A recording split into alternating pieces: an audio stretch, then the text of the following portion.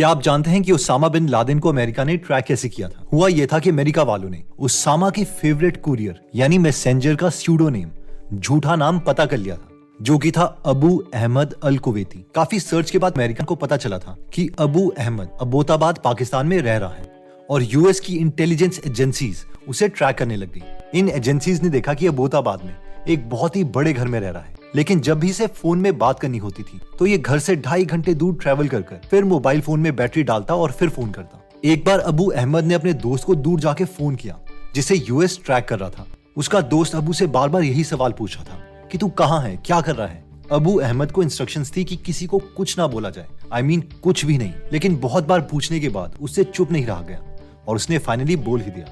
उसने कहा, मुझे जहां होना चाहिए मैं वही हूँ, जहां पर मैं पहले काम करता था मैं वहीं पर काम करता हूँ। उसके बाद उसका दोस्त फोन में थोड़ी देर तक चुप रहा और फिर उसने कहा, अल्लाह तुम्हारी मदद करे।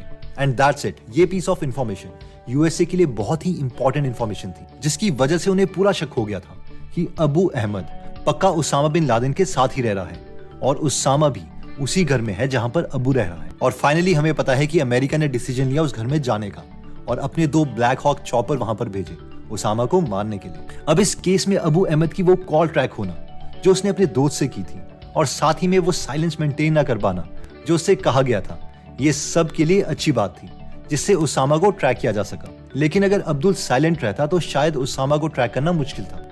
आज की वीडियो में हम पावर ऑफ साइलेंस देखेंगे कि किसी भी फेमस थिंकर के अकॉर्डिंग कम बोलने से हमें क्या क्या पावर मिलती है। तो साइलेंट रहने का सबसे बड़ा फायदा है कि you can remain ahead of your competitors.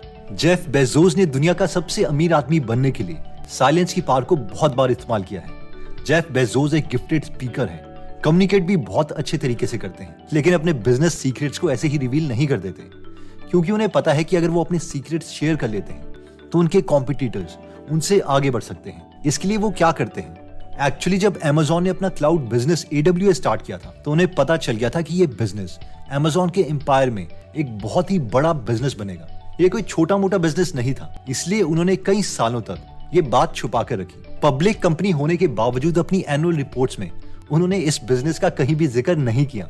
उनके शेयर होल्डर्स को भी नहीं पता था कि Amazon के क्लाउड बिजनेस से Amazon इतने ज्यादा पैसे कमा रहा है। जेफ बेजोस जानते थे कि क्लाउड के बिजनेस में कोई ब्रांड नहीं है, ये तो बस एक टेक्नोलॉजी का बिजनेस है जो कोई भी बड़ी कंपनी कॉपी कर सकती है।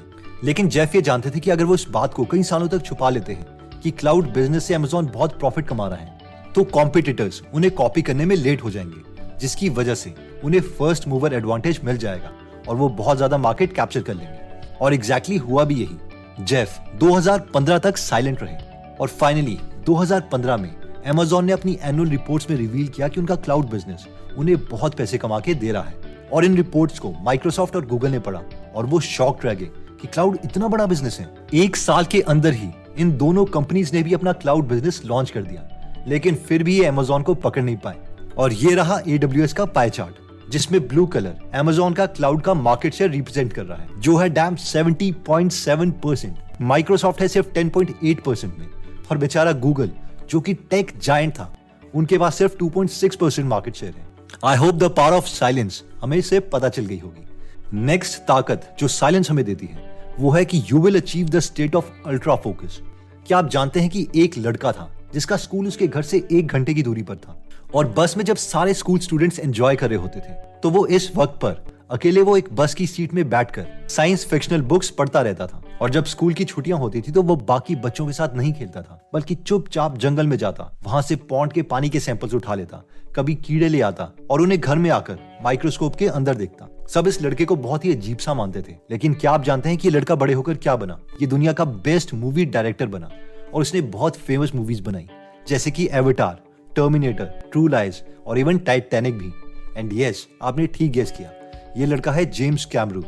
जेम्स कैमरून कहते हैं कि लोग मुझे बहुत ही इंट्रोवर्ट मानते थे और एक्चुअली में मैं इंट्रोवर्ट था भी, लेकिन शायद एक अल्ट्रा फोकस वाली स्टेट में पहुंचने के लिए ये क्वालिटी बहुत काम आती है। नेक्स्ट ताकत जो हमें साइलेंस देता है वो है कि you will no yourself much better. एक बार एक इंसान गौतम बुद्ध के पास आया जिसके मन में लाइफ से रिलेटेड बहुत से सवाल थे। उसने आके भगवान बुद्ध से कहा कि मेरे मन में बहुत से सवाल हैं जो मैं आपसे पूछना चाहता हूँ, क्या तुम मेरे सवालों का जवाब दे सकते हो?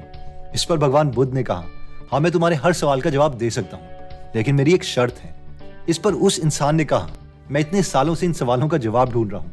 आपकी जो भी शर्त है वो आप मुझे बता सकते हैं। इस पर भगवान बुद्ध ने कहा कि देखो, मेरी यह शर्त है कि तुम्हें अगले 2 सालों तक इस पेड़ के नीचे चुप रहना पड़ेगा। अगर इन 2 सालों में तुमने कुछ भी बोला तो मैं तुम्हारे सवालों का जवाब नहीं दूंगा, लेकिन अगर तुम 2 साल तक चुप रहे तो मैं तुम्हारे हर एक सवाल का जवाब देता रहूंगा जब तक तुम सेटिस्फाई नहीं होंगे। ये सुनकर वो इंसान सोच में पड़ गया। इस पर भगवान बुद्ध ने कहा कि देखो, जो ये इंसान है इसके मन में भी कुछ साल पहले बहुत से सवाल थे और इसे भी मैंने 2 साल तक चुप रहने के लिए कहा, जिस पर सामने बैठा इंसान मुस्कुरा पड़ा। भगवान बुद्ध ने कहा, तो क्या तुम्हें मंजूर है?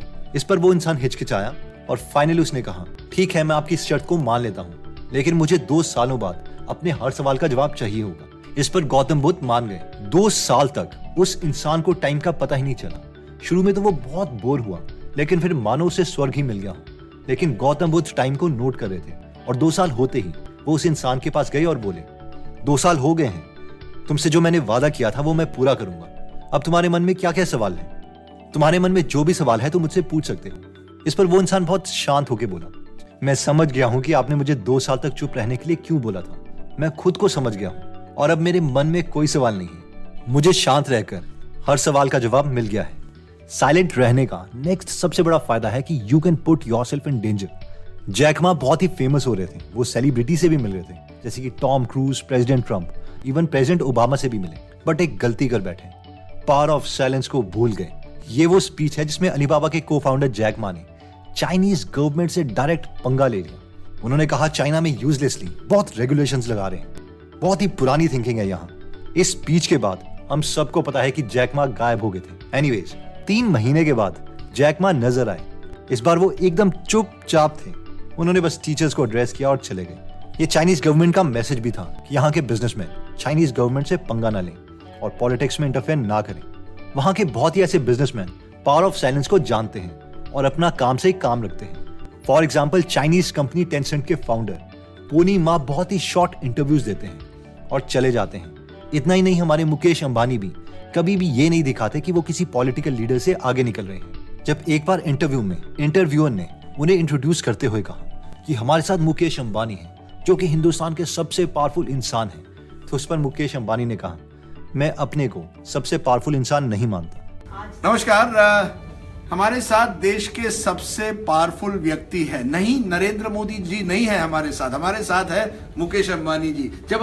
जब मैंने कहा कि सबसे पावरफुल या ताकतवर व्यक्ति हमारे साथ है, किस तरह से आप देखते हैं? आप मानते हैं? नहीं, मैं ये नहीं मानता हूँ, मैं आपको सीरियसली लेता नहीं। मैं ये नहीं मानता हूँ, मैं आपको सीरियसली लेता नहीं। नेक्स्ट पॉइंट कहता है कि the first one two speak loses. Recently मेरे कुछ रिलेटिव्स प्रॉपर्टी देख रहे थे, जिसके लिए वो बहुत सारे ब्रोकर्स के साथ कांटेक्ट में आए। बहुत से ब्रोकर्स उन्हें रोज कॉल कर रहे थे कि सर, मैम, कौन सी प्रॉपर्टी आपको पसंद आ रही है, किसमें क्या क्या कमियां हैं, चलो एक अग्रीमेंट बना लेते हैं, डील करते हैं। सारे ब्रोकर्स स्कार्सिटी प्रिंसिपल का इस्तेमाल कर रहे थे और कह रहे थे कि सर, बस ये लास्ट प्रॉपर्टी है, बाकी बिक गई है। कोई डिमांड बढ़ा रहा था, सर जल्दी डिसीजन ले लेते हैं, 3 और फैमिलीज इसी प्रॉपर्टी को देखने आ रही है। और मुझे ये सारी ट्रिक्स पता थी, क्योंकि सारे ट्रिक्स रॉबर्ट चालिंदनी की book influence the psychology of persuasion में दिए गए हैं। लेकिन आप गेस कीजिए कि मेरे रिलेटिव ने प्रॉपर्टी किस ब्रोकर से ली। उन्होंने उस ब्रोकर से प्रॉपर्टी ली जो कभी भी खुद कॉल नहीं करता था। जब भी मेरे रिलेटिव उसे कॉल करते तभी वो कॉल अटेंड करता और उस वक्त वो उन्हें बहुत अच्छे से ट्रीट करता और प्रॉपर्टी दिखाता और वो बाकी ट्रिक्स भी यूज करता था। लेकिन सिर्फ उसके साइलेंस की वजह से सबको लग रहा था कि उसमें कुछ बात है। ऐसा लग रहा था कि वो ज्यादा इन चीजों की परवाह नहीं कर रहा। और फाइनली डील उसी ने क्लोज की और ब्रोकरेज फीस उसे ही मिली। नेक्स्ट पॉइंट कहता है कि you will know others people intentions. Chanakya का मानना था कि चुप रहने से तुम बाकी लोगों के इंटेंशंस को समझ सकते हो और तुम कभी भी अपने सीक्रेट्स को किसी को गलती से भी नहीं बोलोगे। चाणक्य कभी भी पहले बात करना स्टार्ट नहीं करते थे, क्योंकि चाणक्य चुप रहते थे, इसलिए उनके सबऑर्डिनेट्स को कुछ ना कुछ बोलना ही पड़ता था और चाणक्य बस उन सबकी बात सुनते रहते। ऐसा करने से चाणक्य अपने सारे सबऑर्डिनेट्स की रियल इंटेंशंस को समझ आता कि कौन क्या सोच रहा है, और अगर उन्हें किसी में भी थोड़ी गड़बड़ी लगती तो उनके बारे में वो और जानकारी इकट्ठा करते। दोस्तों, इस वीडियो में हमने टोटल 6 पॉइंट्स देखे हैं। आप इनका स्क्रीनशॉट जरूर ले लें ताकि बाद में इन्हें रिवाइज कर पाए।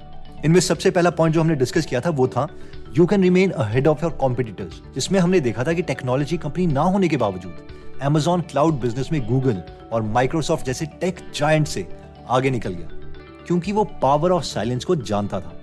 नेक्स्ट पॉइंट में हमने देखा था कि you will achieve the state of ultra focus, जिसमें हमने देखा था कि जेम्स कैमरून टाइटैनिक एवटार जैसी मूवीज इसीलिए डायरेक्ट कर पाए क्योंकि वो अल्ट्रा फोकस स्टेट में थे। नेक्स्ट पॉइंट में हमने देखा था कि you will no yourself much better, जिसमें हमने गौतम बुद्ध की स्टोरी देखी थी कि कैसे कोई इंसान शांत रहकर अपने आप को डिटेल में जान सकता है। नेक्स्ट था you can put yourself in danger, जिसमें हमने जैक मा की स्टोरी देखी थी कि क्योंकि वो साइलेंट नहीं रह पाए जिसकी वजह से उन्हें कई परिणाम सहने पड़े। पर मुकेश अंबानी जैसे बिजनेस टाइकून्स जिनकी नेटवर्थ जैक मा से भी ज्यादा है, वो पावर ऑफ साइलेंस को समझते हैं और जितना रिक्वायर्ड है उतना ही बोलते हैं। नेक्स्ट पॉइंट था कि the first one two speak loses. इसमें हमने ब्रोकर की स्टोरी देखी थी कि किस तरीके से चुप रहने से दूसरों को लगता है कि हम में कुछ पार है, कुछ मिस्ट्री है। नेक्स्ट पॉइंट था you will know other people's intentions, जिसमें हमने चाणक्य की स्टोरी देखी थी कि कैसे कम बोलने से वो दूसरों की इंटेंशंस को समझ जाते थे। दोस्तों, अगर आप साइलेंस से रिलेटेड और नॉलेज गेन करना चाहते हैं तो आप ये बुक पढ़ सकते हैं, quite the power of an introvert या फिर power of now. In book summaries को आप गीगल एप्लीकेशन में भी सुन सकते हैं, जहां पर 170 से ज्यादा फ्री में हिंदी में बुक समरीज अवेलेबल हैं, जिन्हें आप पढ़ भी सकते हैं और सुन भी सकते हैं। अगर आप एंटरटेनमेंट में नहीं बल्कि नॉलेज में इंटरेस्टेड हैं तो इस ऐप का लिंक हम डिस्क्रिप्शन और फर्स्ट कमेंट में दे देंगे। ये एप्लीकेशन दोनों iOS और एंड्रॉइड में अवेलेबल है। दोस्तों, अगर आपको लगता है कि ये वीडियो आपके किसी फ्रेंड या फैमिली मेंबर की काम आ सकती है तो ये वीडियो आप उनके साथ जरूर शेयर करें। आप कमेंट करके ये भी बता सकते हैं कि आप नेक्स्ट वीडियो किस टॉपिक पर चाहते हैं। जल्द ही हम आपसे दोबारा मिलेंगे। जय हिंद।